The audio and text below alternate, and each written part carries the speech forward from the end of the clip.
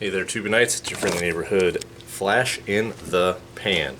Because David's crappy garage stool series was so successful, not even a little bit, I'm going to do David's crappy modified Adirondack chair for you.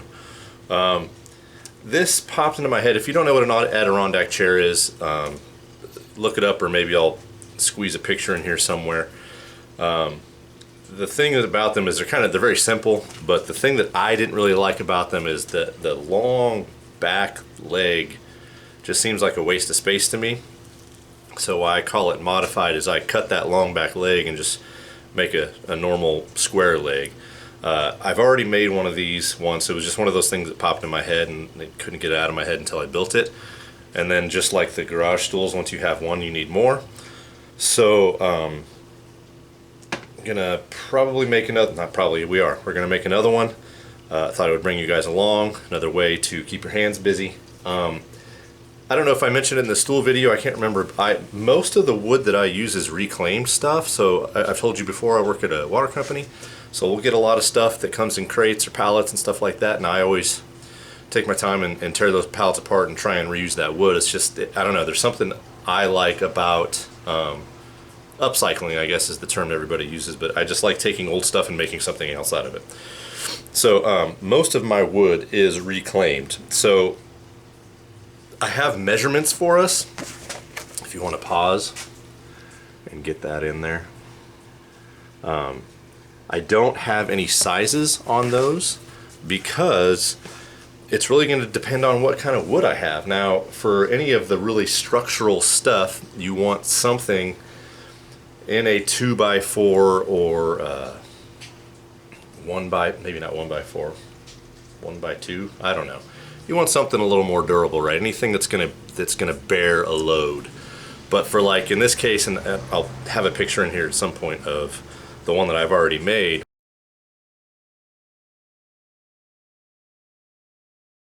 Like the seat pieces and the back pieces, those can be pretty much anything.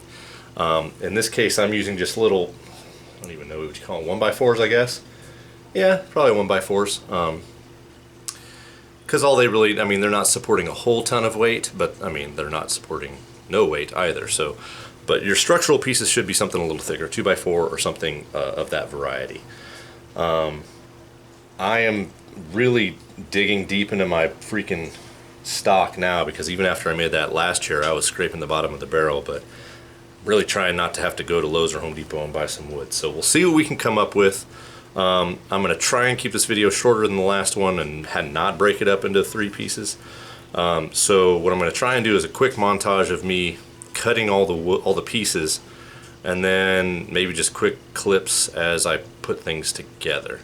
The first one I built was kind of on the fly, and I didn't keep track of any measurements, so I had to go remeasure everything, and we're going to try and duplicate it.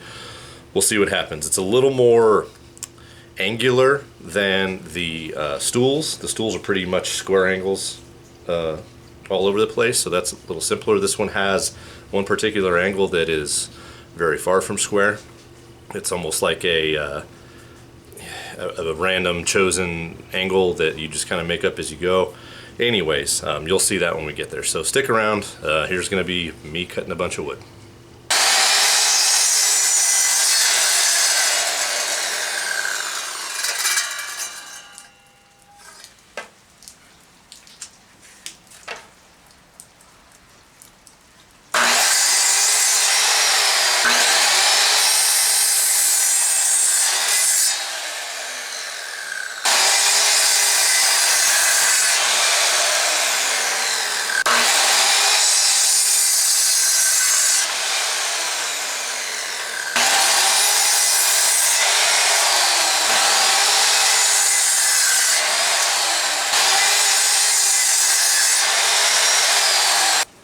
Bad news, I had to buy wood.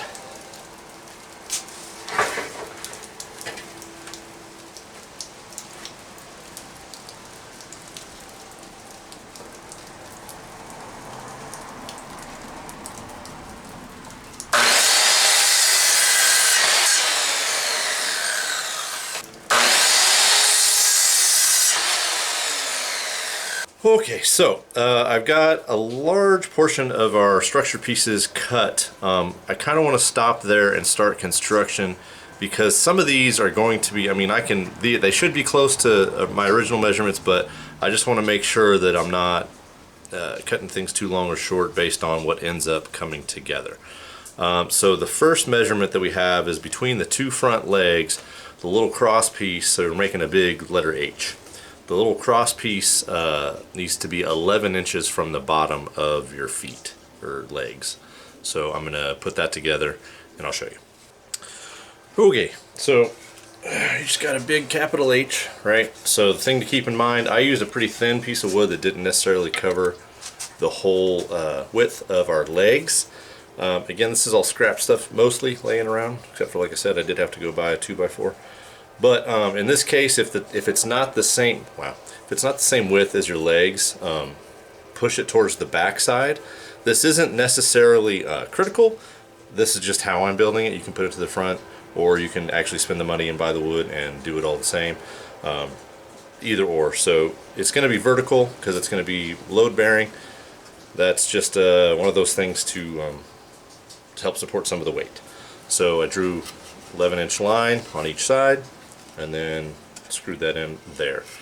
The next step, or the next couple steps, is where it gets a little like not specific, because I just kind of eyeballed it, and there's angles in there. I couldn't tell you what those are. So this will be kind of an eyeball situation. So I'll get that set up and hopefully get you guys looking at the same thing that I'm looking at.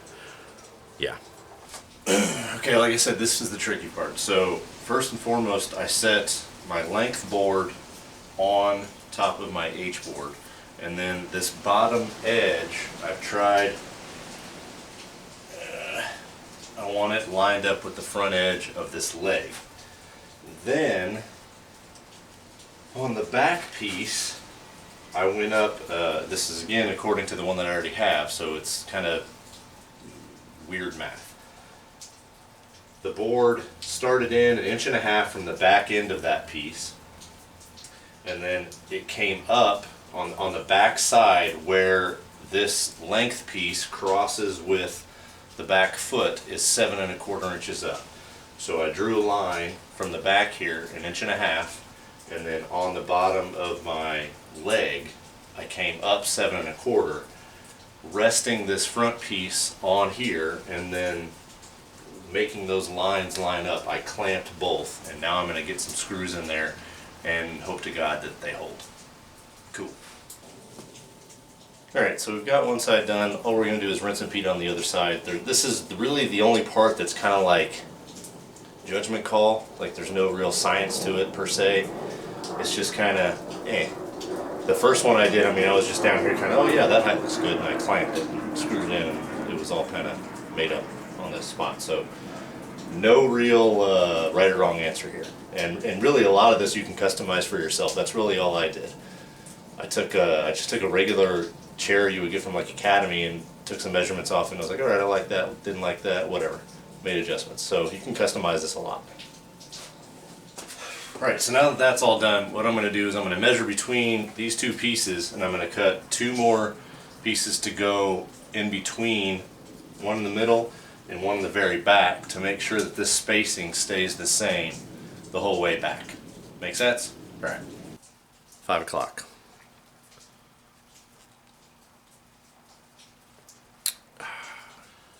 Okay, one quick change on the between length pieces. So those pieces I was telling you about that are going to run between our length pieces, the ones that run from front to back, I had to remeasure because the length pieces I used on my original were thicker than 2x4s. So that measurement changed. So on the new one, my measurement came out to 18 and 15/16 inches. So I'm going to cut 2 of those, put the one roundabouts in the middle, and then the other one on the very back end of those length pieces. I can come back and show you.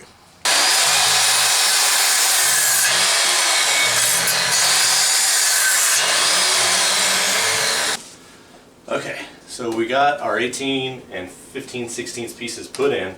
So now we have our, if I remember right, 26-inch vertical, the seat back. It's the seat back. So what I did is I measured from the back of these length pieces 5.5 inches, and then I lined them up. It's really, I just do it by feel and sight. So I did a line on the length pieces 5.5 inches back from the rear, and then I grabbed these pieces, or this piece to starters, line it up with that line. I feel the bottom to make sure it's square, and then I'm going to put a couple screws in, and that's pretty much it. So I'll do both sides and then I'll bring you back. Alright, so we've got our vertical pieces in.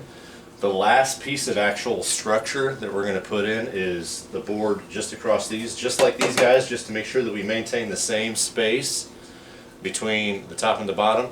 I don't do one in the middle. It's just the seat back. It's not it doesn't need to be as strong. It's not a big deal.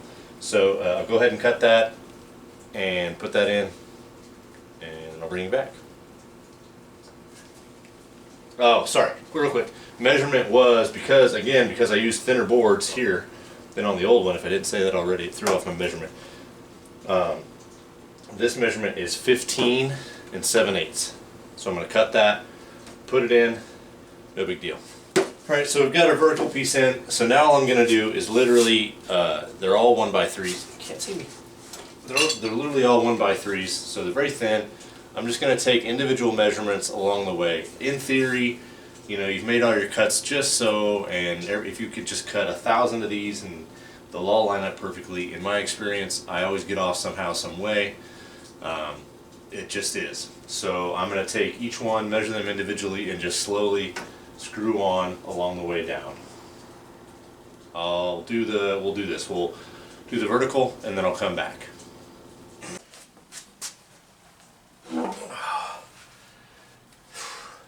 Well, against everything I just told you, most of these ended up being 18 7/8. We're going to do the same thing. If it matters to you, I started from the top and worked my way down, because the way I see it, if there's a gap at the bottom, who cares? Better than a gap at the front or the top. So now we're going to do the same thing with the seat portion of it. Just measure along the way and cut pieces and go. Okay, bye.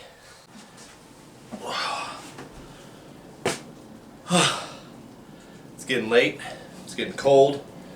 We're going to do the armrests. I ran out of good pieces, so this last little piece down here is a little bit proud of the rest of the slats, but I figure unless you really have like outstanding posture, you're not going to feel that anyway. So we're just going to leave it alone, not worry about it. As I say, that's why they're called David's crappy things, because I don't need perfection, I just need function. So, last thing we're going to do, armrests. The original one, the armrest, the length was 29.5 inches. All I did really last time was kind of set it up on top of the feet here, and ran it until the closest corner was even with the back of your backrest, and then I kind of screwed them in. I found another piece and screwed them into this vertical piece, and then screwed the armrest into the top of that. So it's just going to be that, and I will come back when I'm done. Cool. Alright, that's pretty much it. You can paint this to whatever you want, depending on what you're doing with it. If this is staying like in your garage or outside of the weather, then or out of the weather, then you don't have to paint it at all. You can just leave it as it is, bare wood.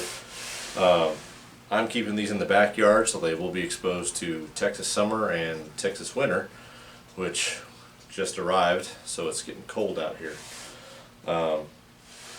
This is pretty comfortable, man. This is not a bad seat.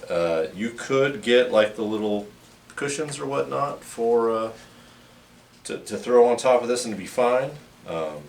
Paint it however you want if you're going to put it outside. I will probably end up painting this one. I will end up painting this one to match the one that's already out there. But that's it. Thanks for watching. Just a real quick data point here at the end. I don't know if you've watched any of my other videos about building stuff, I was looking for 2.5 inch screws. I was actually looking for number 8 2.5 inch screws, but I was able to find number 10 2.5 inch screws.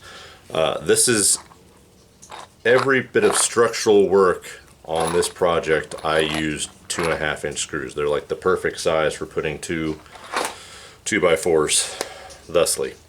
For all of the little slats, the part where you sit and the backrest and then your armrest, I just use those holding, just holding those on there with 1.25 inch. That's pretty much it. I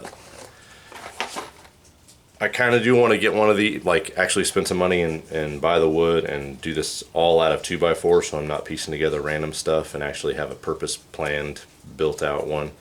But it's still a lot of fun using, reclaimed, upcycled, whatever you want to call it, whatever term you prefer. And it is more of a challenge, and it does give it kind of a unique look.